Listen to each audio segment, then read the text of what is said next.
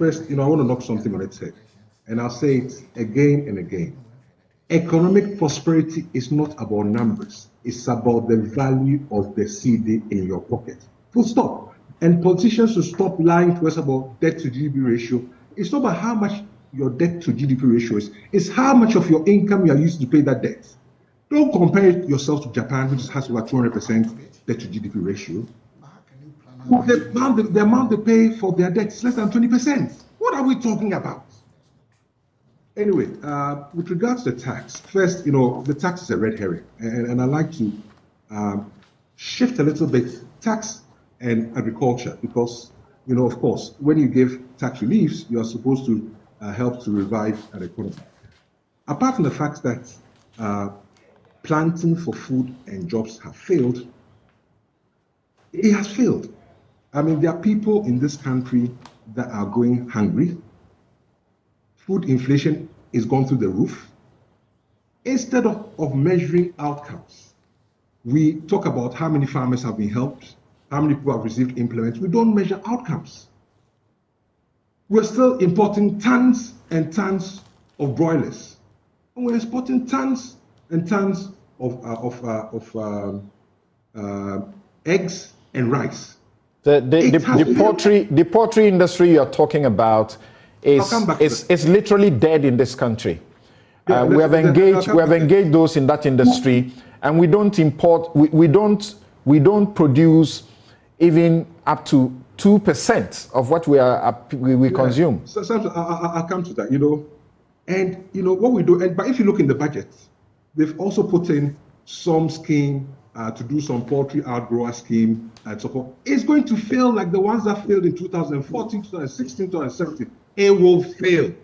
And it's just job for the boys and opportunity for politicians to take money out. And I feel cheated. I feel cheated. When you think about the poultry industry, I mean, it's not about the birds. It's about the efficiency of all the people that support that industry. It's about the price of feed. What are we doing about maize? Let's talk about those things. Where's the integration with Ministry of Trade, Ministry of Transport? Where's the integration with FDA? There are issues to do with dumping. Has the Ministry of Food and Agriculture talked to the Ministry of Trade? What have they done about it?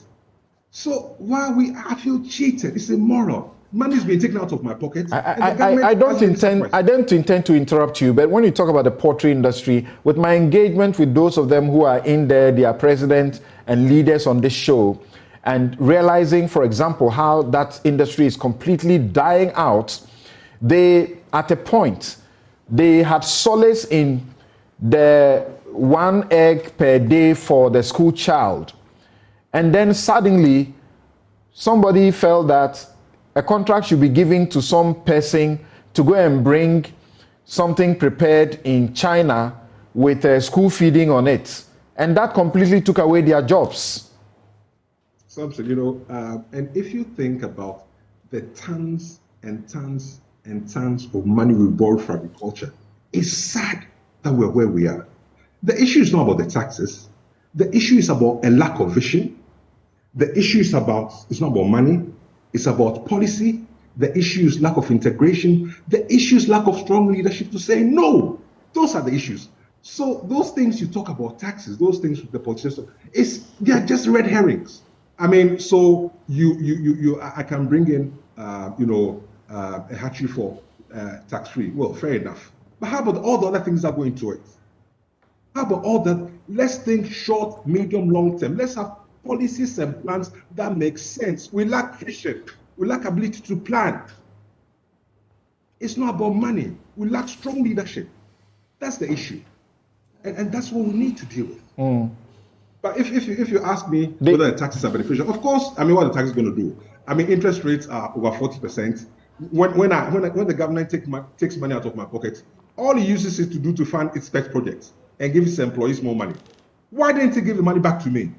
Why didn't the government use that to reduce its borrowing so I can reduce interest rates? Then I can see an effect in my pocket. But to say that, you've given me some tax relief, I mean, what do I do with it?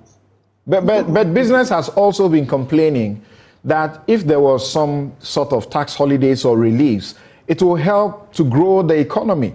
And this has been done. Zero tax rate on VAT. on locally manufactured African print for 2 more years. 0 rate VAT on locally produced sanitary parts. Import duty waivers for raw materials for local manufacturing of sanitary parts. Extension of 0 rate of VAT on locally assembled vehicles for 2 more years. Waive import duties on imports of electric vehicles for public transportation for 8 years. Government to engage GMA on waivers for vehicle importation to ease doctors' transportation burden upon passage of the Exemptions Act. Grant exemptions on the importation of agricultural machinery, equipment and input and medical consumables, raw materials for the pharmaceutical industry. And finally, waive import duties on semi-knocked down and completely knocked down electric vehicles imported by registered EV assembly companies in Ghana for a period of 8 years.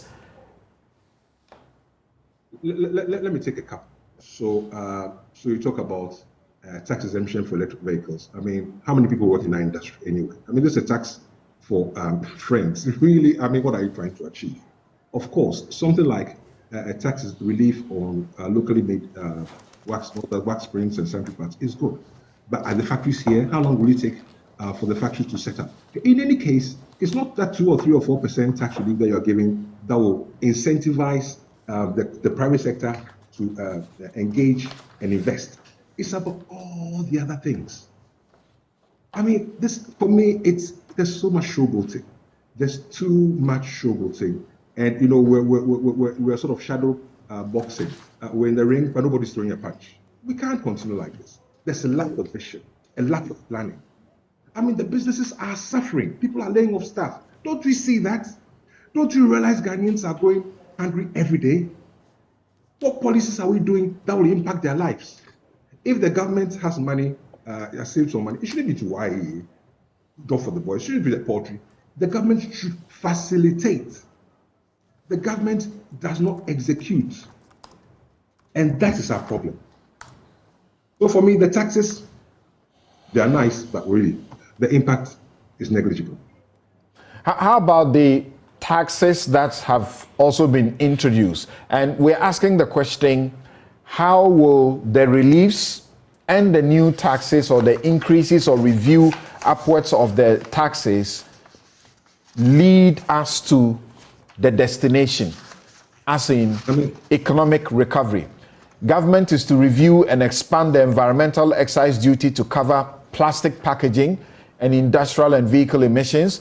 Government is to review the Tax Duty Act, and bans subject to ad valorem taxes will be expanded while the specific rates will be reviewed upwards. The implementation of the communication service tax is being carried out in phases. The first phase, currently under implementation, covers 14 entities, including pay-per-view television stations. And finally, engagement with stakeholders for implementation of the second phase has begun, and their onboarding will be carried out in 2024. Thompson, they say, if you can't convince them, what do you do?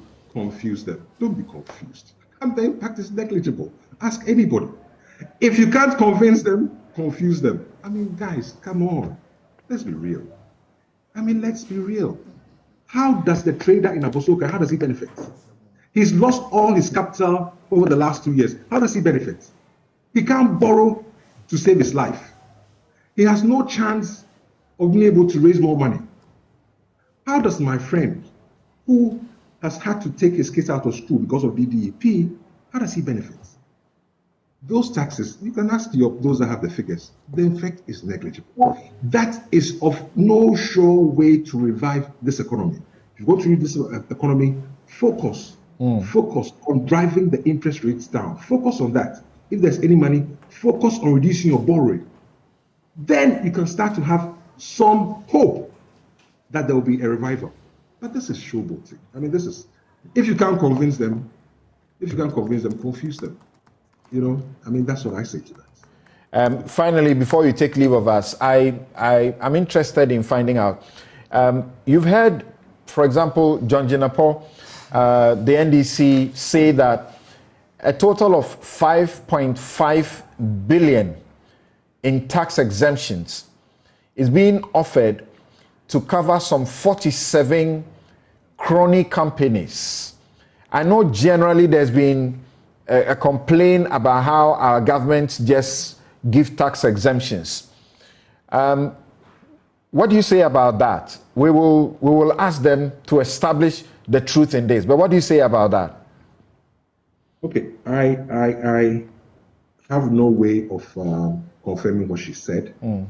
But this issue of tax exemption to favor those who are politically connected and their associates is not a new one. So it needs to be looked into. This issue of tax exemptions to favor the politically connected people, those that benefit from the state, associated with the state, and their cronies, it's not a new one. And people will tell you, your economists will tell you, they'll probably lose as much through tax waivers and exemption as is more that we are seeking from the IMF. That's the bottom line. That's the bottom. And let's deal with the issues. We're just going around in circles and circles and throwing figures about. Figures doesn't mean anything. It's the value of the cedi in my pocket. All right. We can't thank you enough. Thank you very much.